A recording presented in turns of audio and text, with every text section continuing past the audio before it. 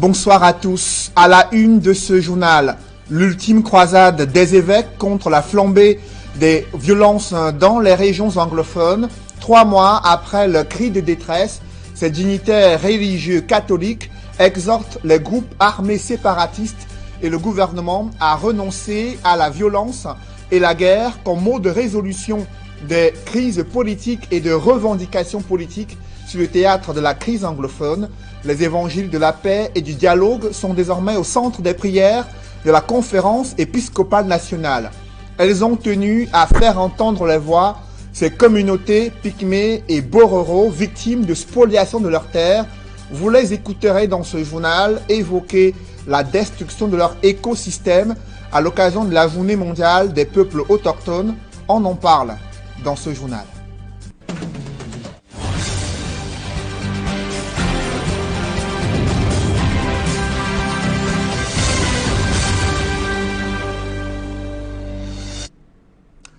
Merci de suivre cette édition complète de l'information sur Equinox Télévision. Clarence Seedorf et Patrick Kluivert sont désormais au Cameroun. Les 2 techniciens néerlandais doivent signer ce soir leur contrat avec l'équipe nationale de football. Ils sont désormais sélectionneurs, entraîneurs des Lions indomptables du Cameroun. Joël Essenge et Ike Cyril ont suivi les premiers pas de ces 2 techniciens néerlandais entre la FECAFOOT et le ministère des Sports. Reportage. Après son arrivée à 2h45 et son installation à l'hôtel Hilton de Yaoundé, Clarence Seedorf a eu le temps de mettre de nouveaux vêtements et de venir accueillir Patrick Kluivert. L'avion du coach adjoint des Lions indomptables du Cameroun a atterri à l'aéroport international de Yaoundé-Simalène à 11h45. Aux côtés de Clarence Seedorf, pour l'accueil, le président et les autres membres du comité de normalisation de la Fédération camerounaise de football.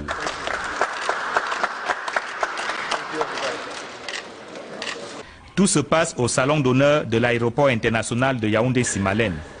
Mais à l'extérieur, quelques supporters des Lions indomptables sont également venus vivre l'événement.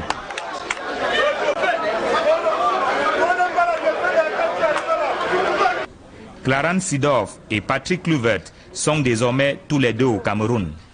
L'annonce du recrutement des 2 techniciens néerlandais comme entraîneur principal et entraîneur adjoint des Lions indomptables du Cameroun a été faite il y a quelques jours par le ministre des Sports et de l'Éducation physique.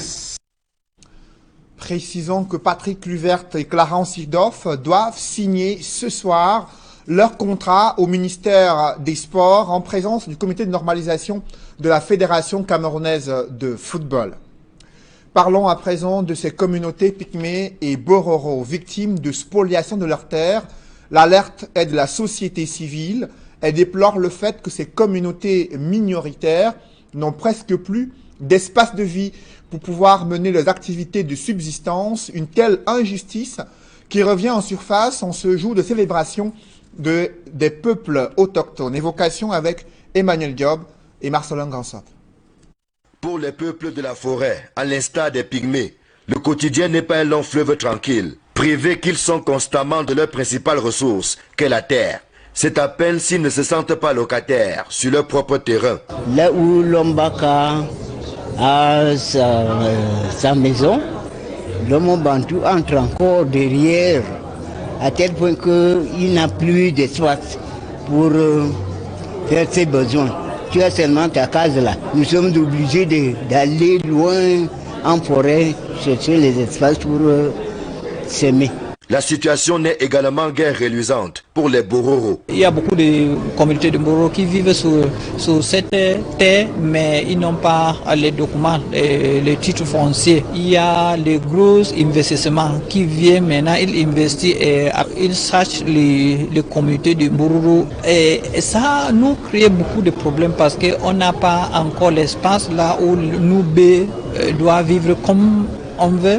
C'est dire la difficulté qu'éprouvent les populations autochtones, dont l'implication dans la gouvernance foncière est quasiment inexistante. Les autochtones sont très attachés à leurs terres et aux ressources naturelles dont ils ont besoin pour assurer leur subsistance quotidienne.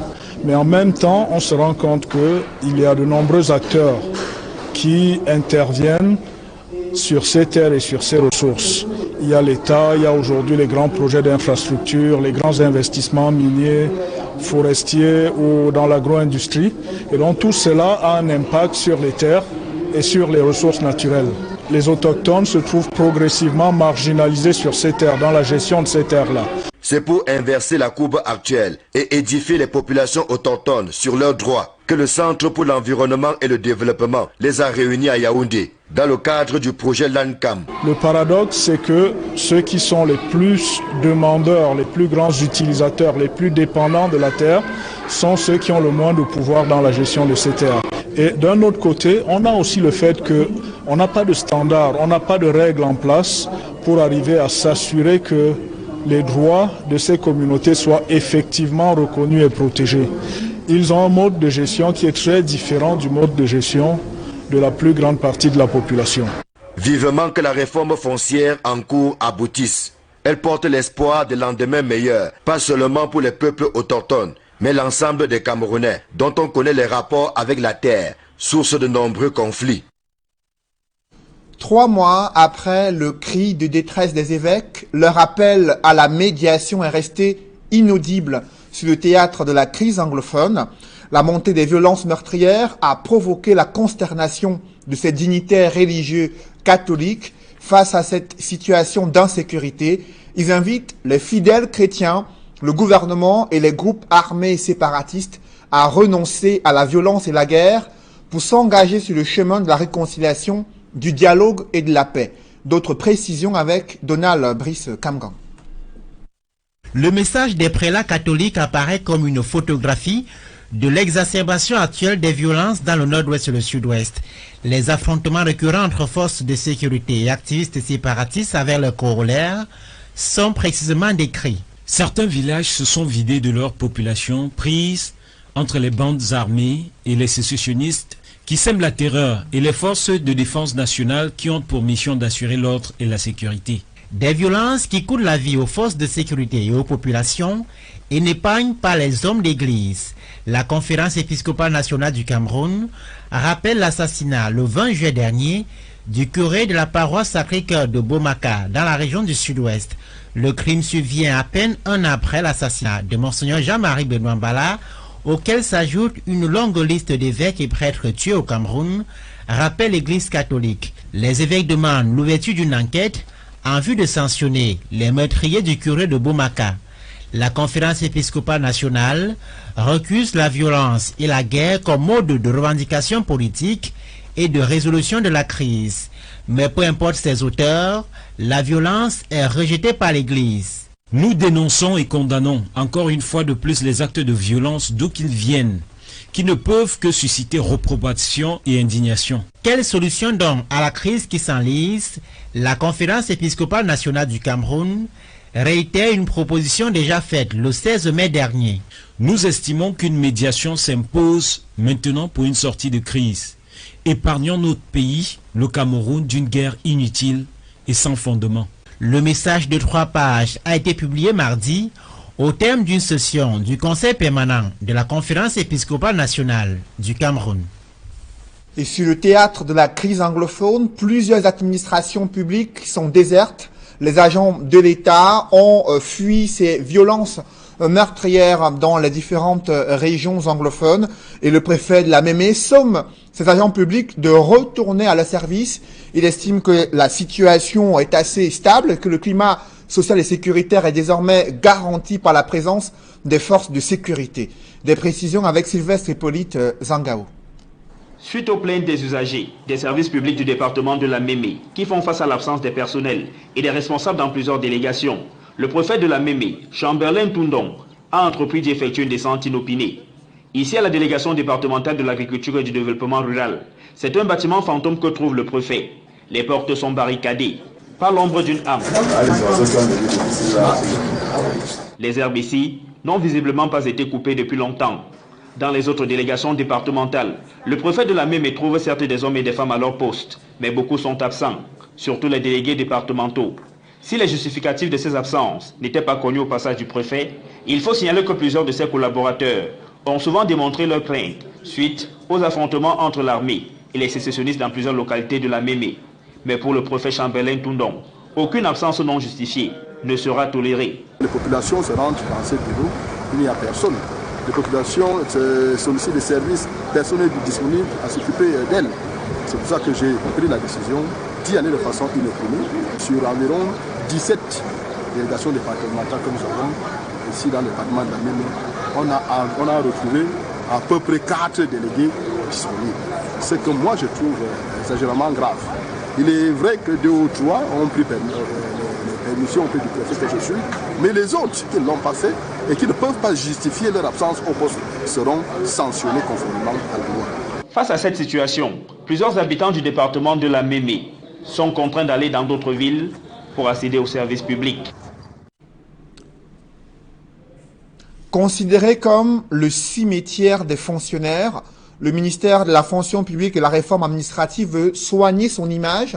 Joseph, les chefs de ce département ministériel, déroulent les actions entreprises jusqu'ici pour améliorer la qualité du service public qui est désormais offert aux usagers camerounais. Évocation avec Joël Essengue et Aïk Cyril. C'est une opération de charme que lance le ministère de la fonction publique et de la réforme administrative. Le MINFOPRA présente les stratégies mises en place pour accélérer le traitement des dossiers des usagers du service public.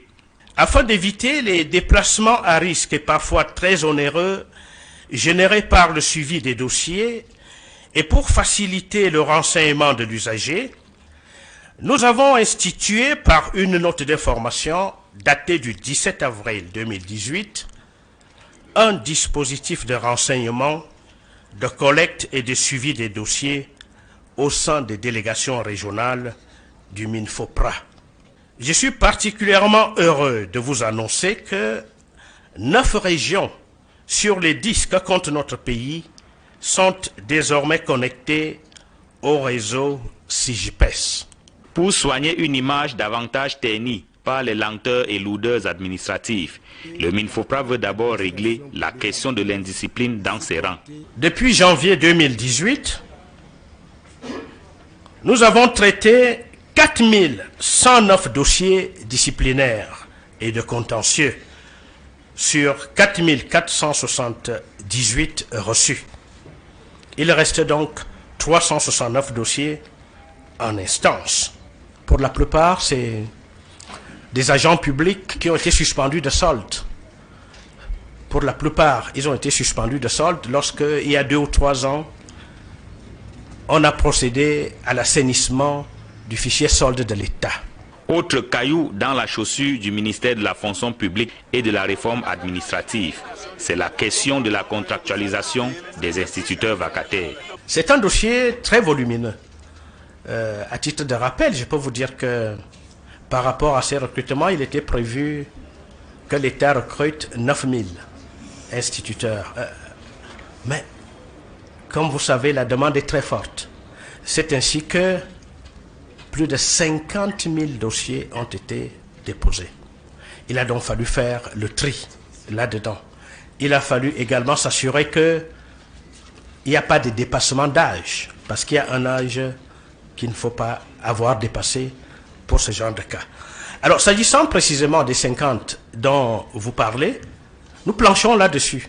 Pour finir, le MINFOPRA, qui parle désormais d'une fonction publique de proximité, n'hésite pas à communiquer en mondovision ses contacts personnels. Les usagers non satisfaits par la prestation fournie par mes services ou qui sollicitent des clarifications sur leur situation administrative peuvent saisir directement le ministre par email et même par téléphone. Voici à cet effet mon adresse email: joseph.le@minfopra.gov.cm. Considéré comme le cimetière des fonctionnaires au Cameroun, le ministère de la fonction publique et de la réforme administrative veut redorer son blason. La série de communications initiée par Joseph Lé permettra-t-elle de convaincre les usagers du service public au Cameroun? Just wait and see. Restons à Yaoundé où le mouvement pour la renaissance du Cameroun a présenté un nouveau militant, ancien cadre politique du SDF, Célestin Diamène, qui dépose ses valises au MRC. Conseiller municipal à la commune de Douala-Première a été présenté ce jeudi au siège du MRC à Yaoundé. À quelques semaines de l'élection présidentielle, il affirme que le professeur Maurice Kamto, président du MRC et candidat à l'élection présidentielle, porte mieux les aspirations du peuple camerounais pour ce scrutin présidentiel. Je vous propose de l'écouter. Je ne vais pas insister sur mon ancienne formation politique. Vous savez, quand un bateau est ivre et qu'il coule, il faut, pour l'intérêt supérieur des passagers et même de l'équipage, changer de bateau. Et c'est parce que j'ai senti que le MRC est aux antipodes de cette conception des choses que j'ai dit, pour mon pays, au nom de mon pays, pour le bonheur de mon pays, il faut impérativement joindre ce bateau et accompagner cette dynamique. Le moment pour moi n'a pas été choisi par hasard. Parce que je pense que autant il faut nourrir et mûrir une décision, autant il faut choisir le bon timing pour que le message soit mieux perçu. Il faut constater que maintenant, ici et maintenant, la meilleure chance, comme on reproche d'être en campagne, peu importe, la meilleure chance pour porter ce changement, je le pense profondément, c'est le président Maurice Kamto. À la suite de cette démission de Célestin Djamène, le SDF a réagi. Ce parti politique a pris acte de cette décision de Célestin Djamène et affirme qu'aucune structure du SDF ne saurait être affectée par le départ de ce militant de base du SDF qui reste engagé dans sa conquête du pouvoir de la magistrature suprême avec son candidat Joshua aussi. Parlons à présent de la production de cacao qui est en nette progression au Cameroun. La transformation locale s'accentue et la qualité du cacao camerounais est de plus en plus appréciée sur le marché international. Cette présentation de la santé de la filière cacao a été faite lors de la 6e édition du Festi Cacao. Le ministre du Commerce en a profité pour encourager les différents acteurs de la filière à améliorer la production de cacao au Cameroun. Reportage Marcelin Gansop. C'est dans un contexte marqué par une réelle embellie que se tient la 6e édition de Festi Cacao. Ce n'est pas encore le bout du tunnel pour les producteurs, mais c'est déjà bien de voir se refermer progressivement la page de la crise qui a secoué la filière ces dernières années. En ce sens que les clignotants sont sinon au vert, du moins à l'orange, prêts à virer au vert. C'est ce message d'espoir, ce message d'optimisme, ce message de renouveau que je réitère aujourd'hui, qui se fonde sur des éléments factuels et prospectifs avérés. L'accroissement de la production qui tutoie désormais les 300 000 tonnes. La qualité retrouvée de notre cacao. À titre d'illustration, les quantités de fèves exportées en grade 1 sont passées entre les campagnes 2016-2017 et 2017-2018 de 1099 à 8933 tonnes, soit une augmentation de 713% d'une campagne à l'autre. Cette embellie est d'autant plus rassurante que la transformation locale du cacao a également marqué des points. Entre les campagnes 2016-2017 et 2017-2018, le niveau de la transformation locale du cacao camerounais a en effet connu un bond sans précédent, passant de 33 023 à 53 403 tonnes, avec en projection pour les 2-3 prochaines années, une capacité installée d'au moins 130 à 150 000 tonnes. Le marché national et sous-régional s'en trouvera stimulé et revigoré, porté par les campagnes promotionnelles de dégustation, à l'image de Festi Cacao, dont nous célébrons la 6e édition. La visite de la cinquantaine de stands dressés à l'hôtel de ville de Yaoundé confirme les efforts qui sont faits par les différents acteurs de la filière. Même s'il n'est aucunement question de dormir sur ses lauriers au regard des nombreux défis qui interpellent la filière. Le message d'espoir apporté aujourd'hui par le gouvernement se fonde sur le changement de paradigme opéré par l'industrie de la transformation et les artisans transformateurs. Ils se fondent aussi sur l'engagement résolu de la jeunesse à s'investir dans la filière, en portant haut l'étendard de l'excellence qualitative, qui se veut désormais la marque de fabrique de la filière cacaoyère camerounaise. Je vous engage à opérer une réelle révolution des mentalités.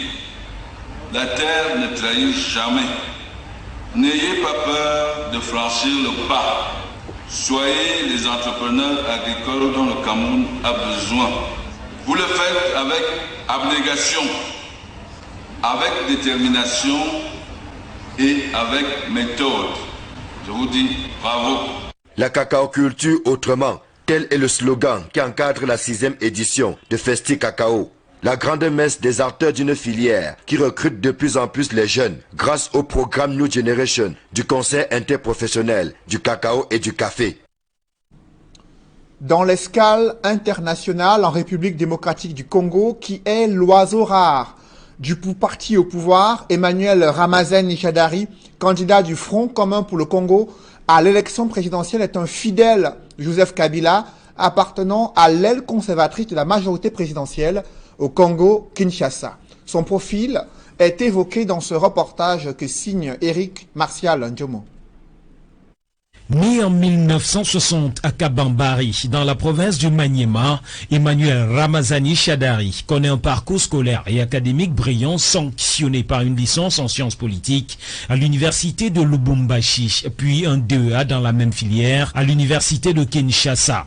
Très jeune, il est militant de l'UDPS et est vite repéré par Laurent Désiré Kabila, alors président de la République, qui le nomme en 1997 vice-gouverneur de la province du Maniema et un an plus tard gouverneur de cette même province. À la naissance du PPRD, Parti du peuple pour la reconstruction et la démocratie, parti au pouvoir, il fait partie des pères fondateurs. Fidèle parmi les fidèles du dernier carré de Joseph Kabila, il a occupé de nombreux postes ministériels depuis 2001, année de prise de pouvoir de Kabila après l'assassinat de son père et prédécesseur Laurent Désiré. Il était aussi jusque-là secrétaire permanent du parti au pouvoir. Sa fermeté et sa fidélité à Joseph Kabila lui ont valu des sanctions de l'Union européenne pour violation des droits de l'homme, lui qui en 2017 a ordonné la répression sanglante des marches anti-Kabila, ce qui lui vaut des surnoms tels M. Kosurkou ou encore M. Bulldozer. Député de la province du Maniema depuis 2006, il est le candidat de la coalition présidentielle baptisée Front commun pour le Congo.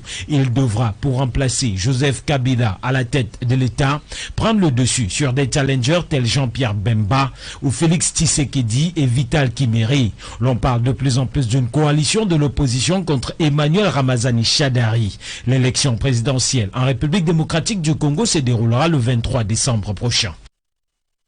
Mesdames, messieurs, c'est la fin de ce journal. Merci de l'avoir suivi. Juste après cette édition de 20h, Serge Alain Autou et ses invités font le débrief du journal sur le plateau d'Equinox Soir. Serge Alain. Cédric Moufele, merci. Le MRC recrute Célestin Djamène. Et vous avez suivi ses motivations politiques à rejoindre cette nouvelle formation politique, le mouvement pour la renaissance du Cameroun, mais aussi la réaction du SDF qui estime que c'est un non-événement, le départ d'un militant de base qui n'affecte en rien ces différentes structures du SDF, désormais